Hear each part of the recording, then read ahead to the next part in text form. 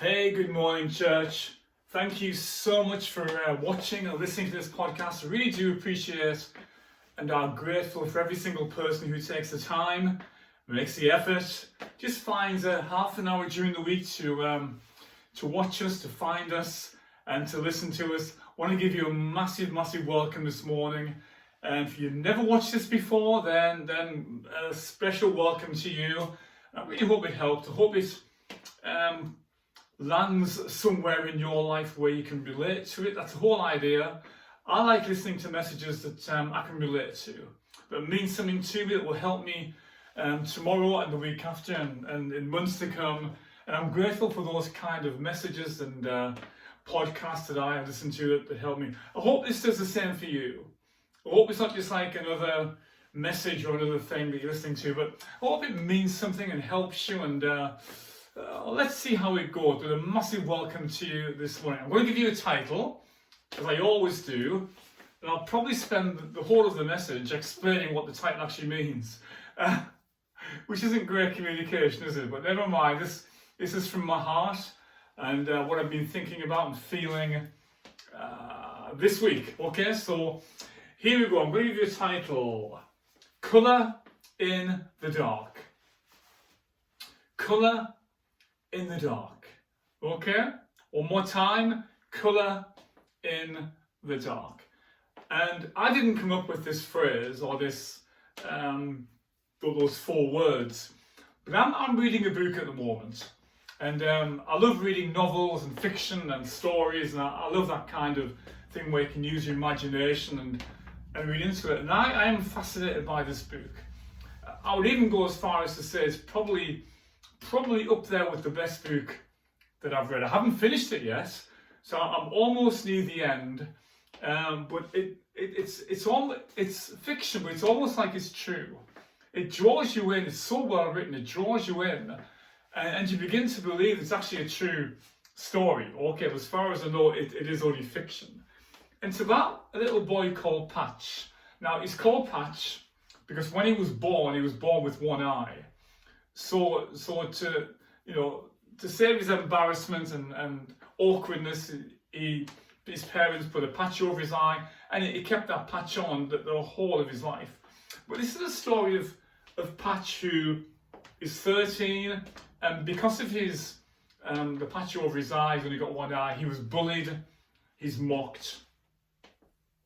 And one day he comes to the rescue of a girl who's being attacked and possibly kidnapped. He comes to her rescue, and he saves her, but he himself is kidnapped, and he's held captive in the basement of a house, as far as he is aware, in complete darkness. There is not one glimmer of light, no light whatsoever. His meals are pushed through the bottom of the door, a little thing at the bottom of his door, and he doesn't see any light. And he is in complete darkness for 10 months. After a little while, he realizes there is somebody else in the basement with him, in the darkness with him. An older girl, a few years older than him, 6, 7 years older than him, called Grace. A girl called Grace. She looks after him. She tells him stories about her life and places. And one day he manages to escape, and she doesn't. So he escapes into freedom.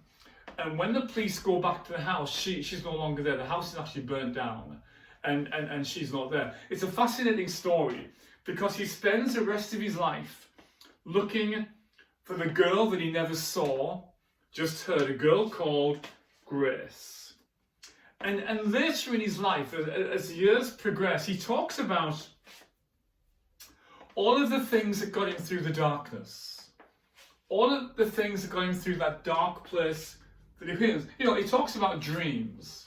He talks about love. He talks about true meaning. He talks about purpose. And he never stops talking about grace, because it was grace that got him through. Can you see where I'm going? Have you caught on yet? It's his dreams and it's grace that got him through the darkness. It was grace that got him through the dark places. It was grace that held him when he cried, and when he missed home, and when he was homesick, and when he was lonely, and when he was hungry, it was grace that spoke to him. It was grace that got him through. Is that a familiar story to somebody this morning? You know, this is where I'm going. I hope it is. I hope this means something to you. Because maybe you've been in the place that Patch was, in the darkness, in a dark place. And this morning your story is, and your story will be, that grace got you through. That it was the grace of God. It was by his grace that you got through the darkness. He talks of all the things that gave him, quote, his words, colour in the dark. So can you see how I got the title this morning? He talks about all the things that gave his dark place meaning. He talks of all the things that gave his dark place lessons to be learned. He talks of all the things that gave his dark place reasons to survive. You see, what I'm saying this morning, from what I'm reading from his book, that the dark shaped him. And the uncomfortable shaped who he was, and his character, and his mindset, and his heart. The unknown defined him. He lived in the unknown for so many months. How many months was it again? It was for 10 months, for almost a year. He lived in the unknown. He lived in the darkness. He lived in a dark place. And it defined him. He lived in the place, in what a place he never asked to go to. He lived in a place he never asked for. He lived in a place he didn't deserve. He lived in a place that he never prayed for, he never asked for, and he lived in a dark place. He lived in a place that inspired him. He lived in a place, all these reasons, all these things happened to him. The uncomfortable, the unknown, what he never asked for, they all defined him, they all shaped him in a good way. And that's what I'm talking about this morning, that maybe the place you are in this morning isn't ideal. Maybe you can call it a dark place. Maybe you can call it the darkness. Maybe you can call it an uncomfortable place this morning. Maybe you can call it an unknown place. You don't know what's going to happen in the next hour, the next few hours, tomorrow, the next week. You're living in a place, you're in a place that you never asked for, you never prayed for, but you found yourself in this place this morning. And I am praying that it will define you, that it will shape you in a good way. We talk of all the things that define us in a bad way. You know, our parents split up. We were abused as a child. We were abused and bullied in later life. We were made redundant. Our marriage split up. Our family fell apart.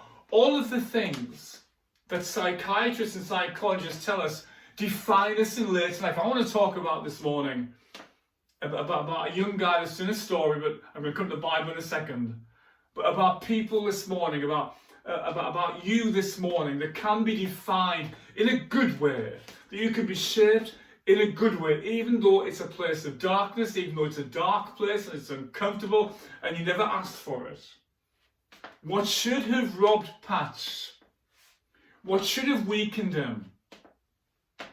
What should have broken him? Gave him strength and courage. The dark place and the uncomfortable place, the place he never asked for, he should have felt robbed of the 10 months of almost a year. A year is a long time when you're 13, right? 10 months is a long time when you're 13. It should have weakened him. It should have broken him, but instead the story talks about strength and courage. The things that should have defined him, should have robbed him, give him confidence. The things that should have weakened him and broken him, give him courage, give him imagination. He found colour in the dark. Are you with me this morning? Does that mean something to you? He found colour in the dark, just like who I'm talking to this morning, just like you. This is your story. Patch's story is your story. It's my story. This is your experience this morning. It's my experience this morning that we found, that you found this morning, and you will find, even right in the middle of this situation, this circumstance, this disappointment, this frustration, this dark place, this uncomfortable place, this place you never asked for, that you will find colour in the dark. Let me ask you some questions this morning. Can anything good come out of darkness? Can anything meaningful come out of the dark place? Maybe I'm asking you questions this morning that you've asked. That you've asked people, you've asked God, you've asked yourself, can anything good come out of this thing that I'm in this morning? Can anything good come out of this can anything meaningful come out of this dark place, this uncomfortable place, this place I don't want to be in, never asked for this morning? Can we bring anything with reason from the darkness? Or is it just a waste of time? Or is it just pointless? But is there anything of reason I can bring out of this? How can there be, you might be asking me this morning, Dave, how can there be colour in the dark? How are we able to see colour in the dark? If I told you that as the years went by later in life, Patch became a famous artist. One of his most famous paintings, Patch painted Grace. He painted this girl called Grace by the sound of her voice, by the touch of her face, and by his imagination in the dark. He never saw her. He never saw her face because the place was so dark that he could not see his hand in front of him. But he painted her, and his painting hung in a gallery for years. It was priceless. He would never sell it. Although many buyers came from hundreds of miles and thousands of miles away who'd heard of his painting of the girl that he never saw called Grace. But he painted her image. He brought a thing of beauty. Listen to this. Oh man, this is so good.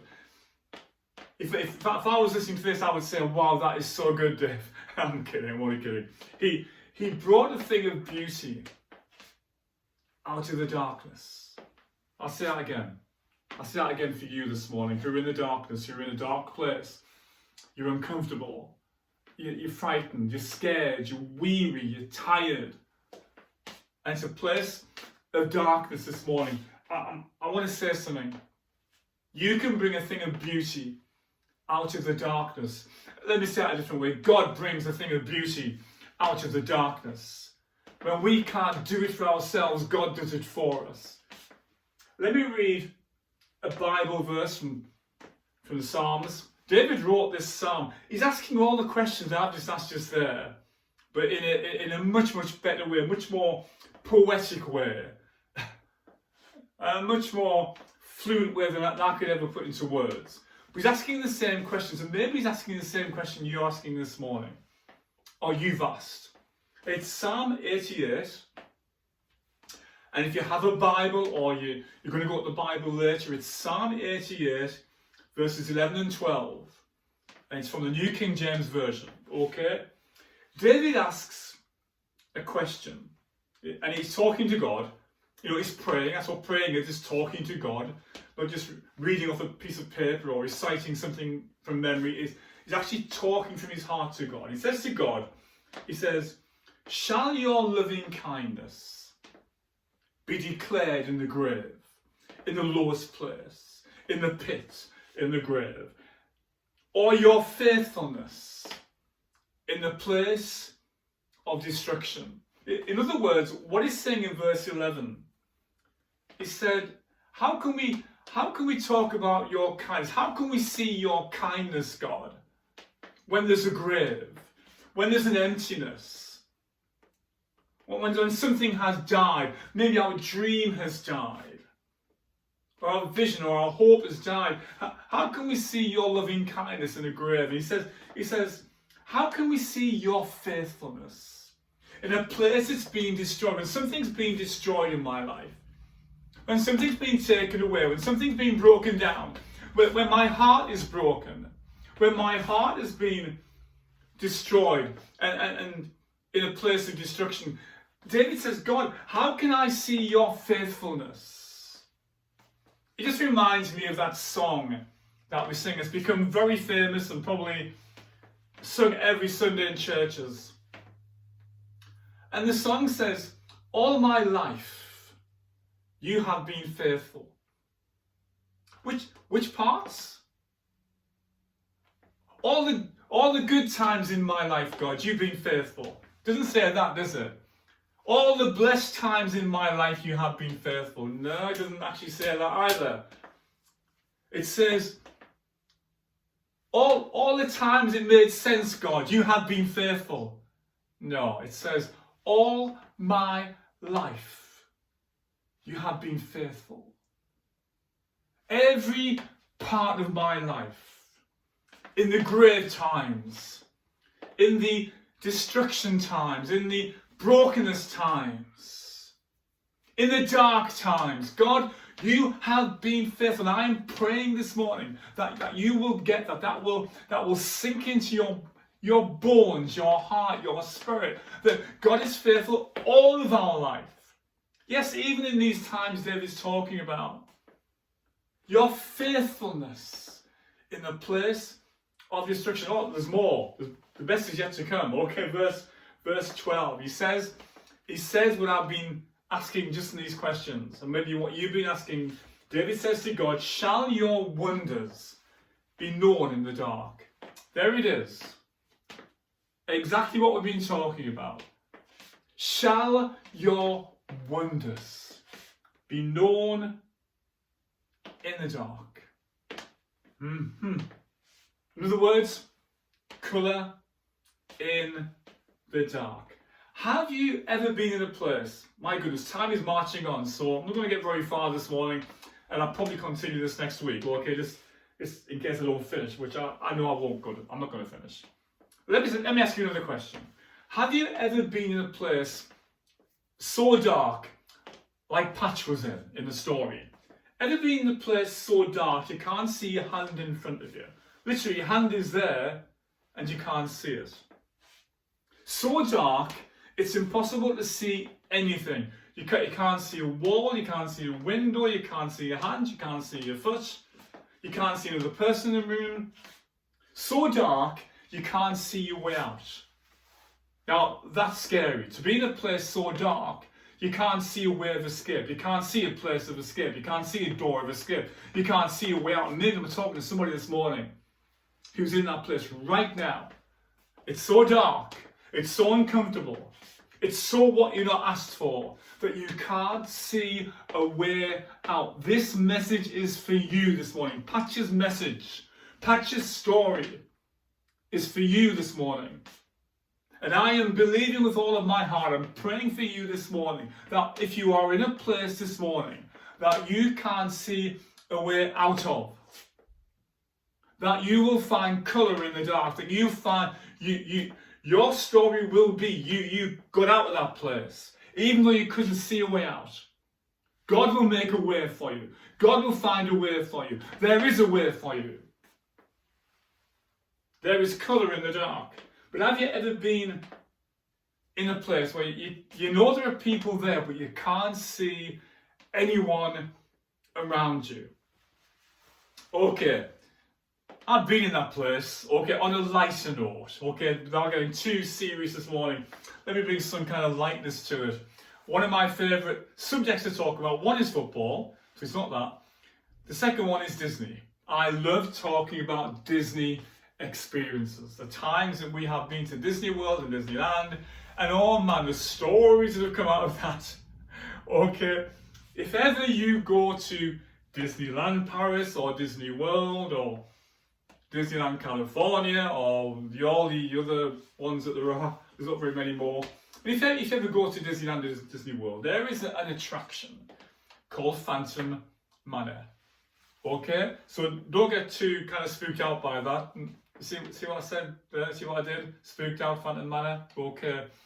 But if you feel uncomfortable talking, then going into that kind of place, then cross yourself and sing Amazing Grace or something before you go in. But Phantom Manor, it's really just an attraction. It's an old house, and it's an old manor. Okay, supposedly haunted. Okay, but it's funny. Okay, it's kind of like anyway, you know what I mean. It's an attraction. But before you go into the main room of the house, on the ride that you go on, there is a pre-attraction room. Which there are in many Disney places. They show you something in a video, or you go somewhere, somebody talks to you, explain what's going to happen.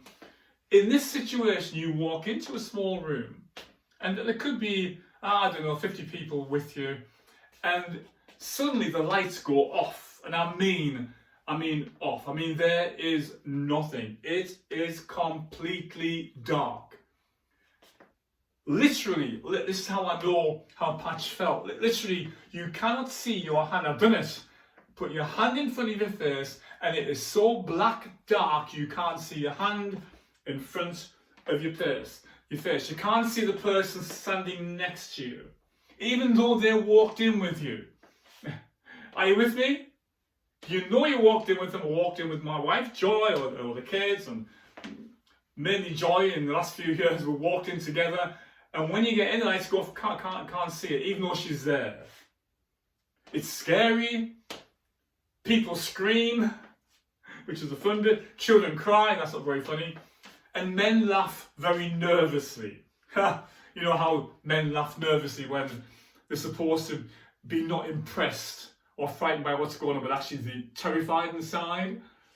Actually, their songs are turning over, but they laugh nervously, right? And you have to hold on tight. Tight to your wife, or to your husband, or your children, because you fear of losing them, and you hold on tight to them and hope that they are your wife and your husband and your kids and not somebody else's, because that is really awkward and could cause problems. Okay, but when we go in, Joy and I go in together, and I just grab hold of her, and she grabs hold of me because it's so dark.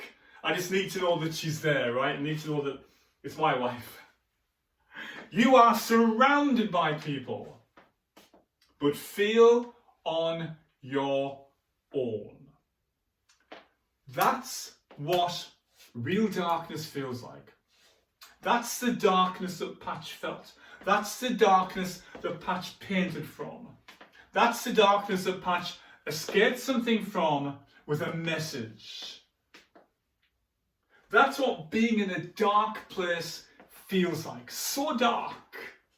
Can't see any sense, can't see any reason. Feel totally isolated, feel totally on your own. And maybe I'm talking to you this morning. And that's how you feel. David says, when I'm in that place there, and David was in that place, so dark he couldn't see a way out. So dark he couldn't see a solution. He couldn't see an answer. He couldn't see an exit. He couldn't see how it was going to work out well for him. So dark. He says to God, shall your wonders be known in the dark? To everyone this morning, I'm going to finish with this. I'm going to get to a point next week. I'm going to talk about this again, okay? Because I feel it's relevant to people this morning who are watching this at the moment, just in this season, at this moment. Listen, you're not going to be in a dark place forever. You're not going to be in this uncomfortable place forever. You are going to get out. You are going to walk out. You are going to walk free. And I'm believing that. And you will look back on it and you will say, it shaped me. It defined me in a good way. I came out with something something beautiful came out of it. Something good came out of it. That's going to be your story. I know you can't see it right now. I know you can't feel it right now. I know you can't believe it right now. And if you're not a Christian this morning and you're watching this, then you cannot even get the faith and gather the faith and encourage the faith in you, because it seems hopeless. It seems lifeless. It seems a waste of time. But I want to tell you this morning that I believe, as a Christian, as a believer, that even though I can't see him in that dark place, and sometimes I can't feel him in that dark place, he walked in with me and he will walk out with me. Come on, somebody, say amen. He walked in with me, he's in it with me, and he will walk out with me. And I'm believing this morning, God will walk. God is with you in that darkness. God is with you in that place, and God will walk out with you in that place. If you believe it this morning, somebody say amen. Which is what we do in church, okay? So it makes me feel like I'm in church. Shall your wonders. God is going to do something, a wonder in the darkness. To everyone in darkness, to everyone in the dark, to everyone this morning in the dark place, to every Patch, you can identify with Patch's story. Bullied, victimized, harassed, laughed at. Maybe this morning you feel like all your feelings, and you feel like your spirit, and you feel like you've been kidnapped. You've been taken away from comfort and enjoyment and joy and peace. All that stuff has been taken away from you. To every Patch this morning, there is colour in the dark. Have you got that this morning? There is colour. Whatever that means in your life, there is something good that could come out of where you are right now. There is something wonderful, David said. Can anything wonderful come out of and be known in the dark? And I am praying for you this morning, as I'm preaching right now. I'm praying for you. I'm believing for you, that you will find colour in the dark, joy in the dark, peace in the dark, hope in the dark, meaning in the dark, purpose in the dark. Wherever you are, whatever you're doing this morning, that's my prayer for you. I'm going to continue this next week. I've actually got a point, okay? So that will keep us going next Sunday. Listen, I really hope this helps you. I've been in Patch's place. I know what it's like to live in fear and worry and anxiety, not to be able to see a way out, not to be able to see a way through. Can't see an answer. Filled with fear, worry, anxiety. A lot of us have been there. And a lot of us this morning are standing and saying, you know what? That's my story. That's my story this morning. That's my experience this morning. That I found colour in the dark. Hey, listen, have a great week. Our time is gone, and I can't wait to talk to you next week about more on this, about Patch's story and about what David was saying in the Bible about this. But I hope this helps you. I really hope it does. If it does, can you let us know? Just send something through YouTube or etc., etc. Okay, have a great week. Have a blessed week. Praying for you. See you next Sunday. God bless you.